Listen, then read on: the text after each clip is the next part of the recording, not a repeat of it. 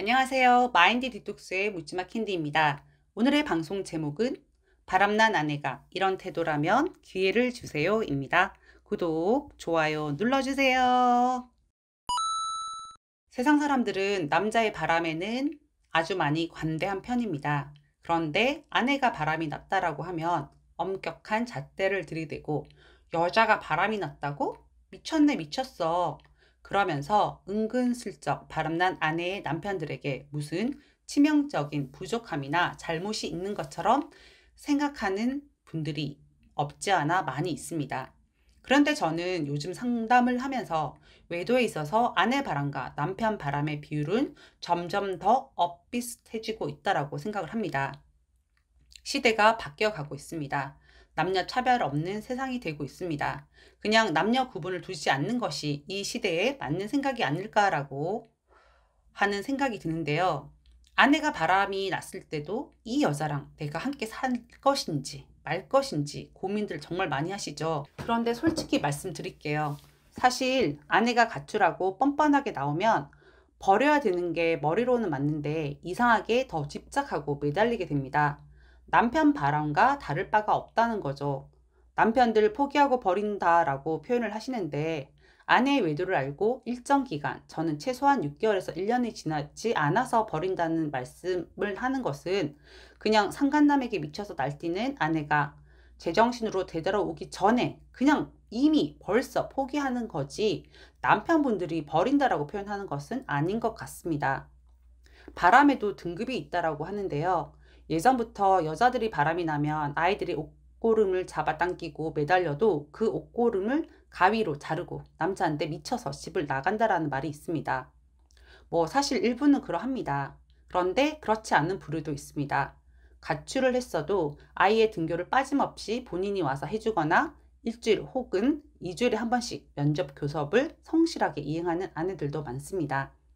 아이들은 챙기니까 그나마 다행이라고 생각하는 마음과 다른 한편으로는 아이들은 끔찍해하면서 바람나서 가출한 주제에 남편들을 개무시하고 끔찍해하고 피해 다닌다는 사실이 사실 남편 입장에서는 절망스럽고 비참한 느낌도 들 겁니다.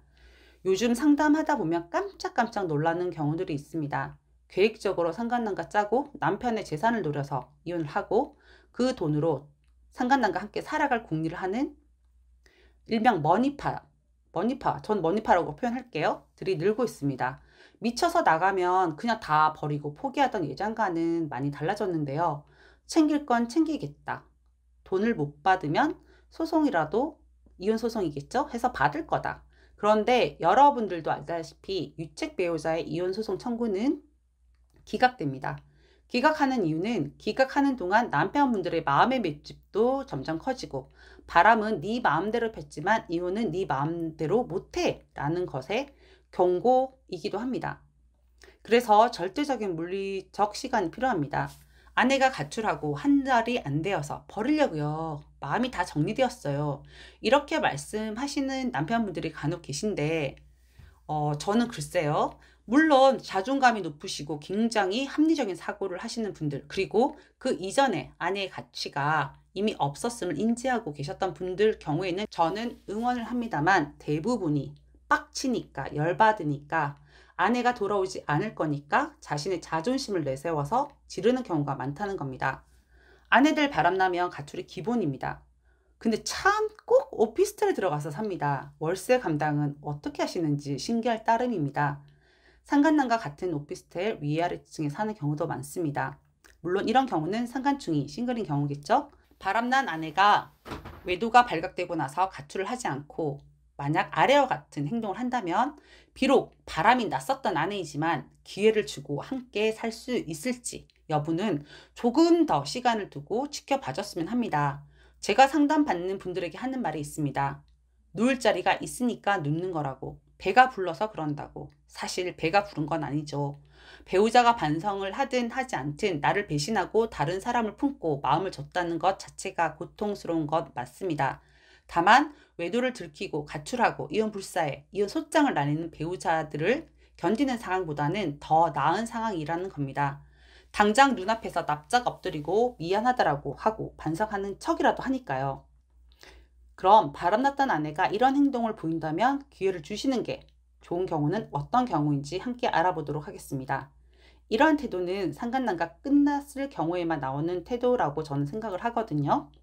아니면 상간남하고 남편이 전혀 비교가 되지 않을 만큼 남편의 가치가 더 크다는 걸 아내가 인지하고 있다는 겁니다. 첫 번째, 자신이 미쳤었고 제정신이 아니었다라고 한다. 두 번째, 미안하다라고 하고 후회한다라고 한다. 세 번째, 눈물을 자주 흘린다. 네 번째, 집 밖으로 나가 돌아다니지 않는다. 다섯 번째, 남편이 원하는 것을 맞춰주려고 최대한 노력한다. 여섯 번째, 죄인처럼 눈치를 보고 산다. 일곱 번째, 아이들 케어와 집안 살림에 집중을 한다. 여덟 번째, 남편의 구박과 추궁을 말없이 듣고 눈물을 흘린다. 아홉 번째, 남편이 엄청나게 괴로워하는 것을 어느 정도 이해한다. 열 번째, 소송하는 것을 말리지 않는다. 11번째, 눈치를 보고 의기소침해 한다. 12번째, 심리상담을 받자는 남편의 말을 듣고 함께 참여한다.